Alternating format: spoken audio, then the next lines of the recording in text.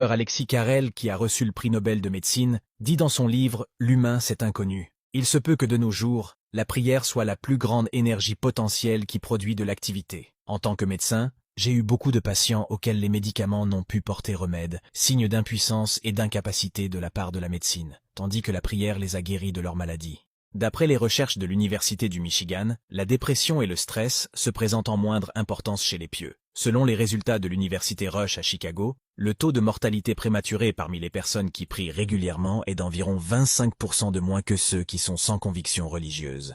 Une autre étude conduite sur 750 personnes qui ont été soumises à l'angiocardiographie a prouvé scientifiquement le pouvoir curatif de la prière. Il a été établi que le taux de mortalité parmi les patients du cœur qui priaient a diminué de 30% au cours d'une année à la suite de leur opération.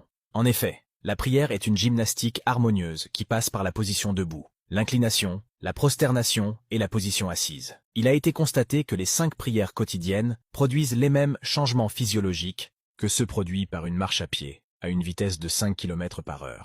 Nous pouvons citer encore énormément de données recueillies par les scientifiques, comme le fait que la prosternation prévient des troubles psychologiques et la schizophrénie, favorise la baisse de la tension sanguine, etc.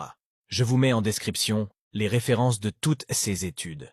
L'important est de retenir que celui qui se prive de la prière s'est fait du tort à lui-même dans cette vie et dans l'au-delà. La prière est un moyen de patience inégalé. Cela explique la grande patience des musulmans face aux calomnies quotidiennes des mécréants, et cela devrait être une preuve suffisante pour eux.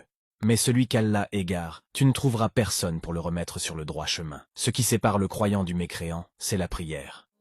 قد أفلح المؤمنون الذين هم في صلاتهم خاشعون والذين هم عن اللغو معرضون والذين هم للزكاة فاعلون والذين هم لفروجهم حافظون إلا على أزواجهم أو ما ملكت أيمانهم فإنهم غير ملومين فمن ابتغى وراء ذلك فأولئك هم العادون والذين هم لأماناتهم وعهدهم راعون والذين هم على صلواتهم يحافظون أولئك